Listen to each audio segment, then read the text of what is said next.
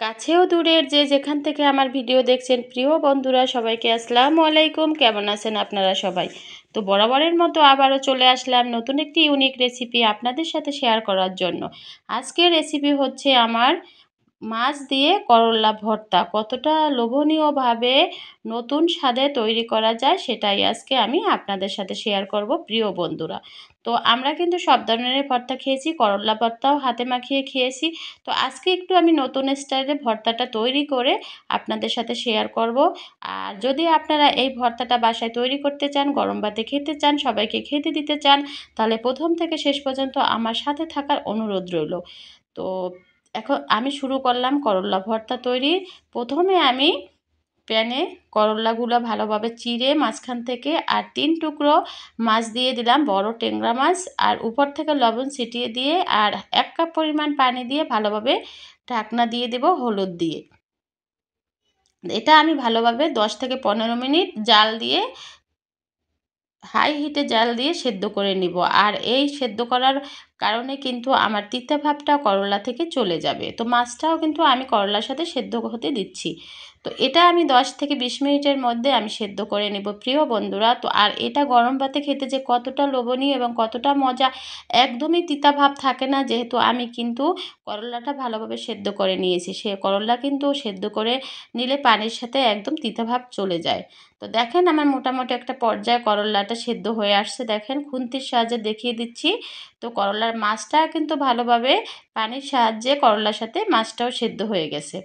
তো আমি নাড়িয়ে চাড়িয়ে একটু উপর নিচ করে দিলাম করলাগুলো মাছগুলো। তো এভাবে আমি করল্লাটা 10 থেকে 20 মিনিট ভালোভাবে জাল দিয়ে সেদ্ধ করে নিব। তো প্রিয় বন্ধুরা, যারা যারা আমার ভিডিও দেখছেন তাদেরকে অসংখ্য ধন্যবাদ সাপোর্ট করেছেন, এবং যারা আমার ভিডিও দেখে সাপোর্ট করেননি প্লিজ প্লিজ একটা ভিডিও দেখে অবশ্যই আমাকে একটু সাপোর্ট করবেন, পাশে থাকবেন। তো হয়ে গেল আমার করল্লা সেদ্ধ। আমি একটা ঝাঁপিতে ভালোভাবে ঝাঁপিতে ভালোভাবে নিয়ে ঠান্ডা করে নিলাম। তো এটা এখন মাছটা ভালোভাবে কাঁটাগুলো ছাড়িয়ে নিচ্ছি। তো মাছ দিয়ে করল্লা ভর্তাটা যে কতটা লোভনীয় বন্ধুরা, একদিন বাসায় অবশ্যই অবশ্যই ট্রাই করবেন। দেখেন আমি ভালোভাবে কাঁটাগুলো ছাড়িয়ে নিচ্ছি। আর করল্লাটা কিন্তু ভালোভাবে সেদ্ধ হয়ে গেছে। হাত দিয়ে একদম বেশি কষলিয়ে নেব না, হাত দিয়ে একটু আস্তে আস্তে করে করল্লাটা একটু মাখা মাখা করে নিব। দেখেন আমি হাত দিয়ে ভালোভাবে মাখা মাখা করে নিচ্ছি। তো প্রিয় বন্ধুরা, এই ভর্তাটা কিন্তু একটু নতুনভাবেই আমি তৈরি করতেছি। আমরা কিন্তু সবসময় পেঁয়াজ রসুন নিজের হাতে মাখিয়ে তৈরি করি, তো এটা আমি আলাদাভাবেই আজকে একটু তৈরি করব, এবং খেতে কিন্তু অসম্ভব লোভনীয় হয়েছে। আমি আবার প্যানে তেল দিয়ে দিচ্ছি, রান্নার তেল। রান্নার তেল দিয়ে এখানে আমি এক কাপ পরিমাণ পেঁয়াজ দিয়ে দিলাম, যেহেতু পেঁয়াজের পরিমাণটা একটু বেশি দিলে ভর্তাটাও অনেক বেশি স্বাদ হয়। তো পেঁয়াজ দিয়ে ভালোভাবে এটা আমি ভেজে নিব, গোল্ডেন কালার করে নিব।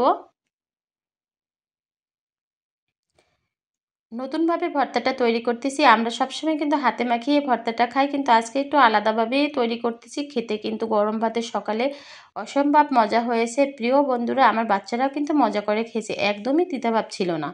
তো পেঁয়াজের সাথে আমি কিন্তু কাঁচামরিচ দিয়ে দিলাম কিছু, আর রসুন কুচি দিয়ে দিলাম কিছু। তো এটা ভালোভাবে একসাথে মিশিয়ে এখন ভেজে নিব।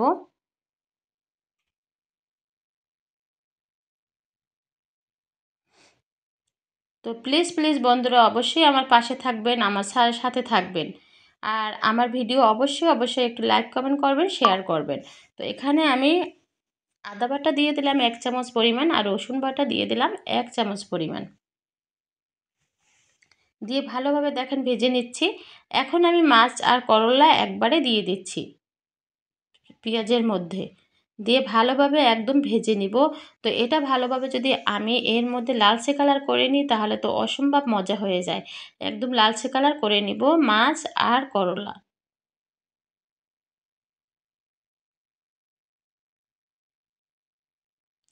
তো এভাবে একদিন বানিয়ে বাসায় ট্রাই করেন, দেখেন কতটা খেতে লোভনীয়। আর অবশ্যই অবশ্যই আমাকে কমেন্টে জানান খেতে কতটা লোভনীয় হয়েছে মাছের সাথে, ভাতের সাথে, গরম গরম ভাতের সাথে। তো উপর থেকে আমি একটু হালকা হলুদ দিয়ে দিচ্ছি, আর একটু চিনিও দিয়ে দিলাম উপর থেকে।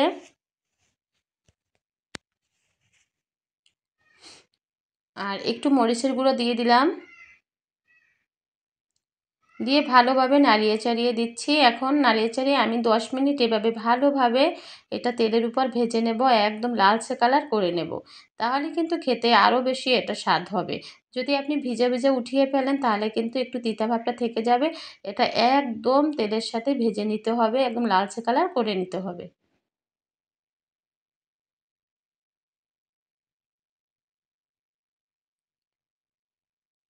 তো এখানে আমি লবণের পরিমাণটা একটু বাড়িয়ে দিচ্ছি, আবার একটু লবণ দিচ্ছি, একটু লবণ একটু কম হয়ে যায় তাই একটু লবণের পরিমাণটা দিয়ে দিলাম।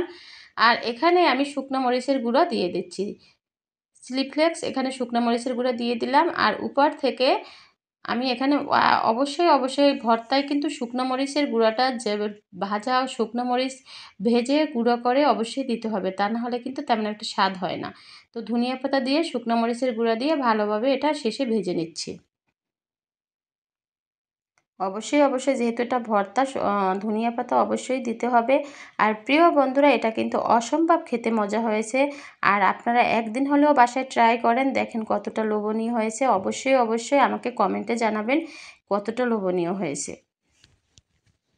দেখেন এটা কিন্তু একদম লালচে কালার হয়ে গেছে এবং ঝুরো হয়ে গেছে। এখন একটা বাটিতে আমি এটা উঠিয়ে পরিবেশন করে আপনাদের সাথে শেয়ার করব। প্রিয় বন্ধুরা, দেখেন হয়ে গেল আমার ভর্তা, মাছ দিয়ে করলা ভর্তা। এখন আমি একটা নতুন একটা প্লেটে উঠিয়ে আপনাদের সাথে পরিবেশন করে দেখিয়ে দিচ্ছি। দেখেন কতটা সুন্দর কালারটা চলে আসছে। এভাবে ভর্তা তৈরি করে খেলে কিন্তু অসম্ভব লোভনীয় এবং অসম্ভব মজা হয়, এবং সকালে যদি গরম গরম ভাতে সবাইকে দেওয়া যায় অনেক খুশি হবে। তো সবাই ভালো থাকবেন, শুভকামনায়, আল্লাহ হাফেজ।